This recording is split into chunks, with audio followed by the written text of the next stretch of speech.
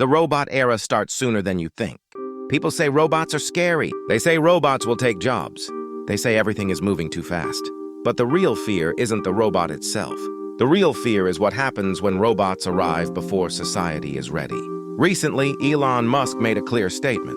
He said humanoid robots could be sold to the public by the end of 2027. This isn't just another prediction. It's a signal.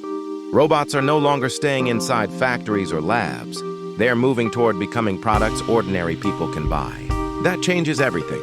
When people hear this, they usually ask one question. What should I do to prepare?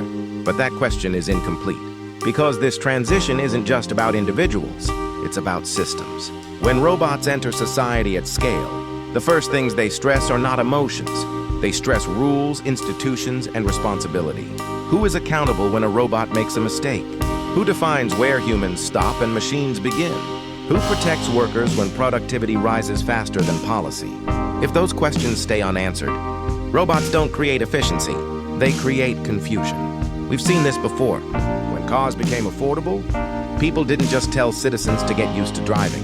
Roads were redesigned, licenses were created, insurance systems were built, traffic laws were written. The technology succeeded because the infrastructure adapted with it. Robots are no different.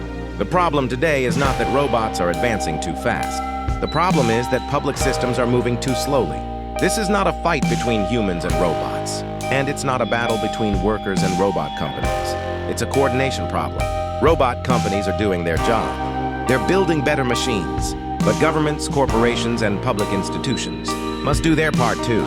They need safety standards, clear responsibility frameworks, and real employment transition systems. Without that, even good technology feels threatening. Some countries are already responding. In parts of the US and Europe, there are discussions about robot liability, insurance, and clear human override rules. But many still say, we'll deal with it when the technology is ready. That mindset is risky. Because the technology doesn't wait. By the time robots are on store floors, in hospitals, or working beside humans, it's already too late to improvise rules. This is why the 2027 timeline matters. Not because robots will replace everyone, but because it sets a countdown. The question is no longer, will robots enter daily life? The real question is, will society be ready when they do? Individuals should prepare. Companies must redesign workflows. Public institutions need to move faster.